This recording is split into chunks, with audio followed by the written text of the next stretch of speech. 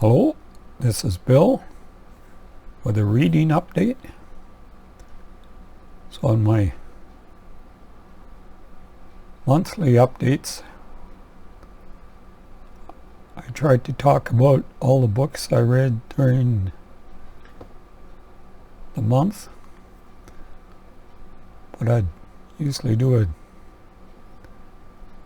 terrible job trying to do a book review and remember everything for 4 or 5 books at a time. And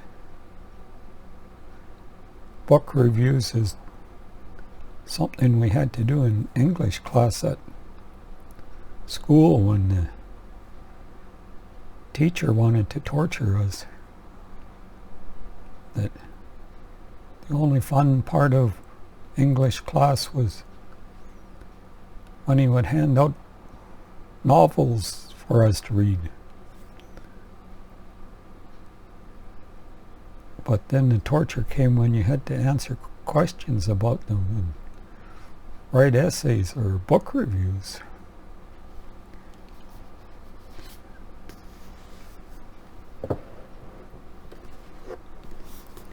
So I just finished Dichronauts by Egan.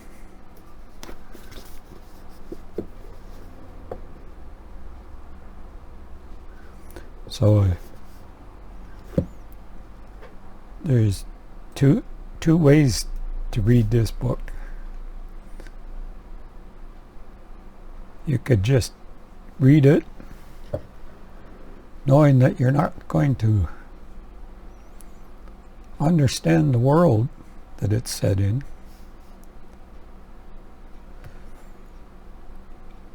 And the book is very readable this way. You might want to read the note in the back of the book about translation before or after you read the novel. And this is where he talks a little bit about how he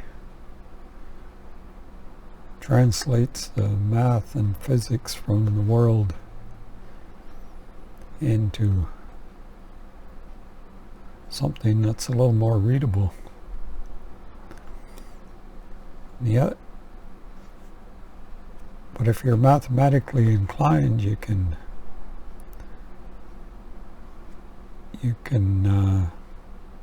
take the time to understand the world.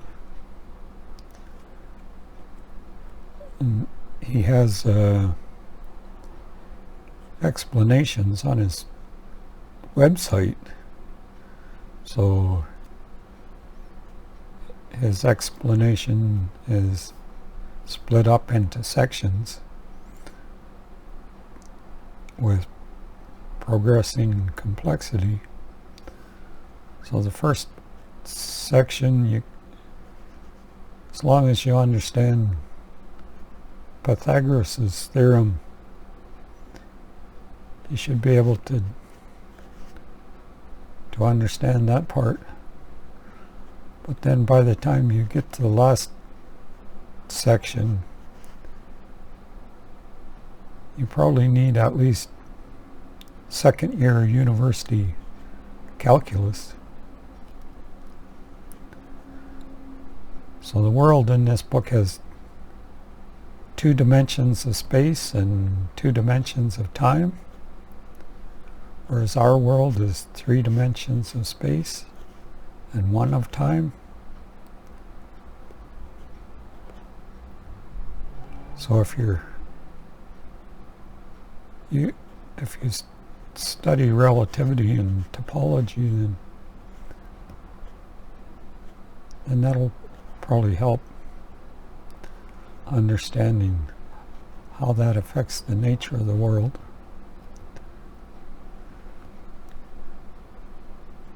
So the creatures in this world can only face east or west.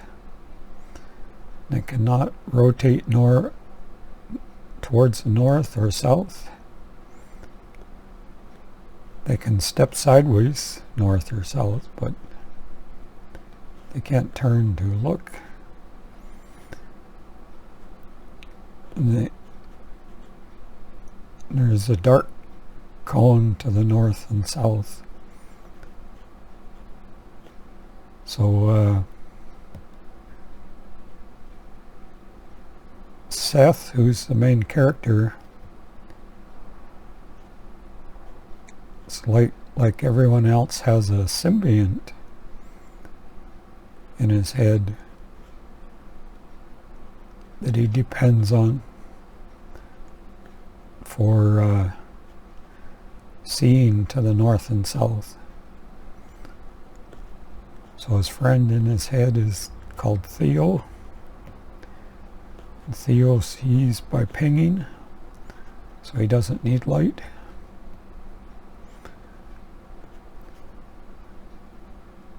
So this is a very enjoyable read, but it would have been better if I wasn't too lazy to dig through my calculus and physics textbooks to fully comprehend the world that it's set in. But I wasn't willing to stop reading novels for a few weeks or months while I dig through textbooks.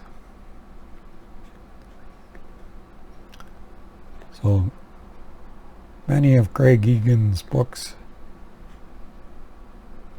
have unusual worlds, but I think this one is the one with the most difficult to comprehend world of any that I've read. So it's been a few years since I've read any Greg Egan novels, so I hope to reread them all soon.